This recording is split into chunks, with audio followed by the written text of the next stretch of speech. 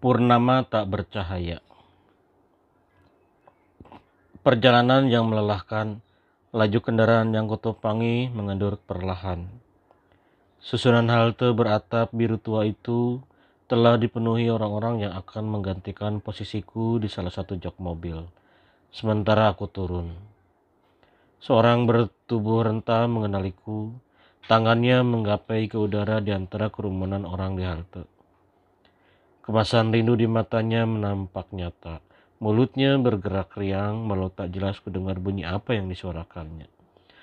Pur, ibu memelukku. Istrimu? Aku menggeleng. Bapak? Aku balik bertanya tentang bapak. Seperti aku. Ibu menjawab dengan gelengan kepala.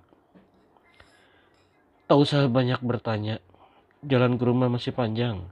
Kenapa ibu harus jemput saya di sini? Apa kau masih hafal jalan ke rumah? Kalau nyasar ke tempat lain bagaimana? Kata-kata ibu membuat wajahku bersemu merah sepertinya. Ibu masih seperti yang dulu. Rasa sayangnya padaku membuatnya terlihat sangat kuat. Berbeda dari orang tua pada umumnya. Usia 78 tahun. Ibu masih mampu menempuh perjalanan jauh dengan kondisi raga, segar, bugar. Tubuhnya tampak kurus, kulit yang membelut tubuh wajah dan lengannya sudah keriput. Tapi tulang-tulangnya masih kekar menopang tubuhnya. Beberapa kilometer lagi, aku harus menempuh perjalanan untuk sampai ke rumah bapak dan ibuku. Persisnya tempat aku dilahirkan dulu, dengan sebuah angkot, kemudian jasa tukang ojek. Senja mengambang di ujung barat saat aku menginjakan ruang tamu rumah ibu.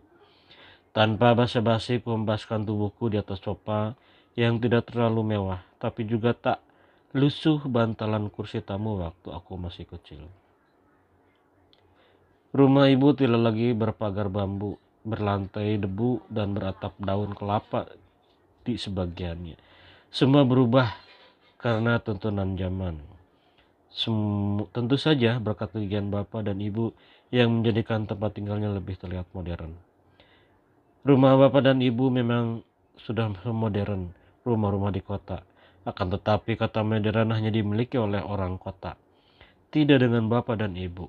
Mereka enggan menyebut itu. Tepatnya saya katakan mereka agak benci dengan modernisasi. Tak ada untungnya jadi orang modern, bapak bilang.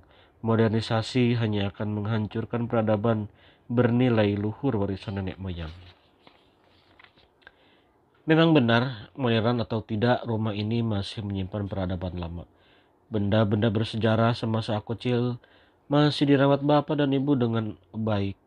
Sayangnya benda-benda itu dibiarkan diam tanpa ekspresi karena kami, anak-anak bapak dan ibu, aku, Maena, Nirma, dan Alung sudah tak lagi kecil dan berumur 12 tahun. Lebih jelasnya ketika usia kami rata-rata 15 tahun, hati dan pikiran kami sudah tak sekuno bapak dan ibu. Sungguh malas menggunakan benda-benda itu dan melestarikan budaya yang sudah tidak pas untuk zaman kami. Bila kami saja tak mau jadi pewaris keahlian yang bapak dan ibu miliki, apalagi anak dan para cucu kami. Benda-benda itu terpaksa dimuseumkan. Teh hangat tanpa ampas disodorkan seorang kepadaku. Sesaat setelah tubuh ibu lenyap di balik pintu menuju dapur. Pur, diminum. Barulah aku mendongak. Suara itu asing di telingaku. Perempuan itu tersenyum, bukan main ataupun Nirma. Kedua adik kandungku yang perempuan. Pembantu rumah ini? Gumam hatiku. Oh, bapak dan ibu sudah jadi modern. Pur tak ingat aku? Perempuan itu menunjuk dadanya sendiri. Aku pun sebenarnya tak ingat.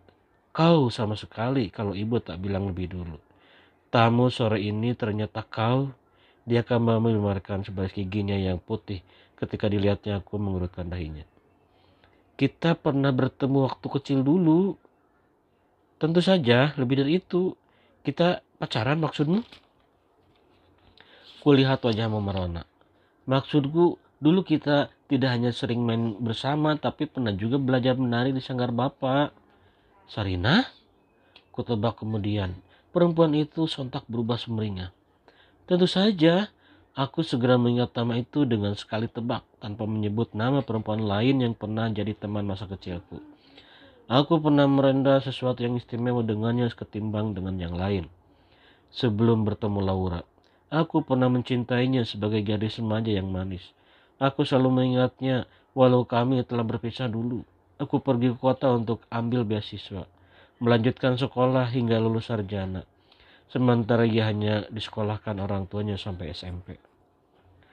Perlahan namun pasti tiba-tiba aku ingin melupakan dan membuang semua benda kenangan yang pernah ia hadiahkan padaku. Terlalu lama kami tak saling bertemu dan saling mengenali diri masing-masing. Laura aku jumpai pada suatu ketika kami bersua usai menonton konser grup musik di ibu kota. Kondisinya mengkhawatirkan, ia berjalan sempoyangan, kubawa ke tempatku dan semua terjadi tanpa kompromi berkepanjangan. Sebelum lulus kuliah aku menikahinya, walau tanpa restu bapak dan ibu. Setelah saling mengingat, aku dan Sarina tak saling banyak bicara. Selain karena ibu menyuruhku segera menjemput kesegaran air pancuran di belakang rumah, yang tentu saja dengan desain modern. Setelah itu, aku berganti pakaian dan kami, ibu, Sarina dan aku duduk melingkar menghadap suguhan khas yang tak kujumpai di kota. Pelas udang, pecel lele dengan sambal yang banyak dilematnya, ini adalah kesukaanmu dulu. Ibu tak tahu apakah lidah kamu masih bersahabat dengan makanan seperti ini. Ibu mengawali makan sore dengan mencuri pelas udang yang masih terbungkus daun menggunakan ujung telunjuknya. Mulutnya berkecap beberapa kali setelah mencicipi lauk itu, pertanda bahwa rasanya memang enak.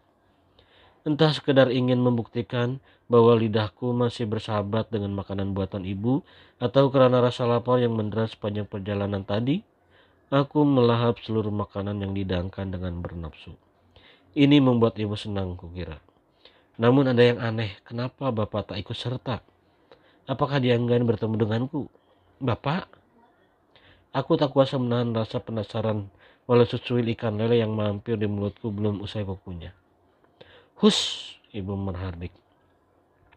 Makananmu belum selesai, dilarang bicara. Itu kebiasaan orang Medan yang melanggar etika. Ah ibu, aturannya macam-macam saja. Tapi benar aku memang tak habis pikir, kenapa bapak tak mau menemui aku. Padahal harapan satu-satunya kepulanganku adalah bertemu bapak.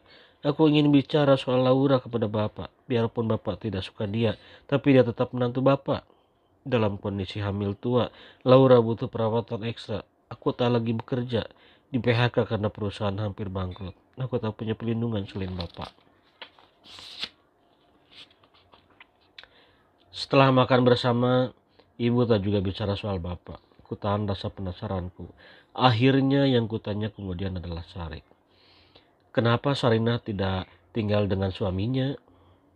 Baru bercerai setahun yang lalu. Kenapa tinggal di sini? Orang tuanya sudah tak ada. Bapak yang minta, bapak sudah menganggap Sari seperti anak sendiri. Ingat dulu, Pur.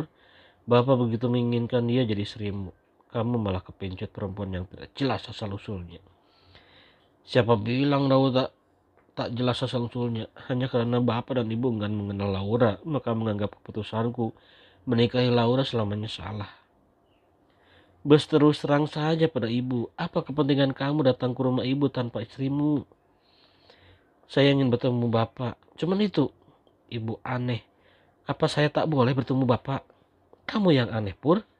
Setelah menikah dengan perempuan itu, kamu lupa dengan rumah ini. Cucu ibu sudah segede apa sekarang? Ibu tak pernah tahu? Kapan kau beritahu kami? Anak saya yang pertama tak sampai lahir, Bu. Dia meninggal sejak dalam kandungan. Sekarang Laura tengah hamil anak kedua kami. Ibu diam saja dingin. Tapi aku yakin isi hati ibu tak seburuk ekspresinya. Ibu beranjak meninggalkanku. Tanpa sempat memberitahu sesuatu tentang bapak, ajar maghrib berkumandang dari kejauhan.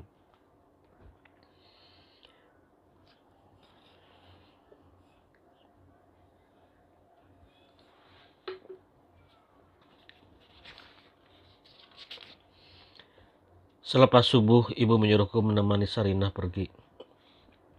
Berbekal alat-alat kebun, Ku mengerti bahwa aku dan Sarina akan menengok sawah dan ladang milik ibu yang tak begitu luas. Pekerjaan yang tidak menyenangkan, namun Sarina membuatku menyukainya. Kami bercanda sesekali, stresku hilang. Hari bergeser ke suasana sore. Kurasakan suhu badanku meninggi, kepalaku pusing dengan mata sedikit berkunang-kunang. Aku mengajak Sarina pulang. Di rumah tak kujumpa ibu, entah ada di mana. Badanku terhuyung, lalu terjerembab dengan terpaksa di atas sofa ruang tamu. Sarina menjerit, memanggil nama panjangku, merengkuh tubuhku, membantuku agar berbaring dengan posisi yang benar, menyentuh dahiku, menggenggam telapak tanganku. Sejenak lalu berlari ke rumah, entah apa yang dicari. Dia kembali dengan mangkuk berisi batu es dan lap basah. Beberapa menit kami tak saling bicara. Hanya tangan Sarina yang bergerak ke sana kemari, membenamkan lap basah ke dalam mangkuk, memilin lalu menempelkannya ke dahiku.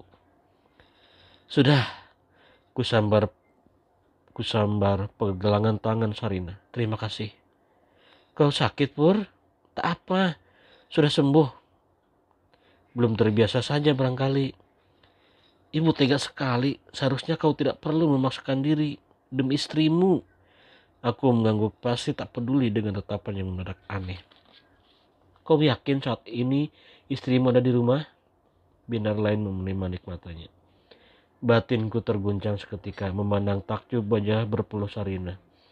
Aroma tak biasa tiba-tiba menggelitik hidungku, merambah hingga ke dalam sanubari. Sarina bukan gadis lugu yang pernah jadi teman istimewaku di masa anak-anak dulu. Pintu terbuka tiba-tiba tanpa suara langkah kaki mendahuluinya. Ibu memandangku aneh karena wajah aku dan Sarina telah begitu dekat. Sosok bapak bersembunyi di balik punggung ibu.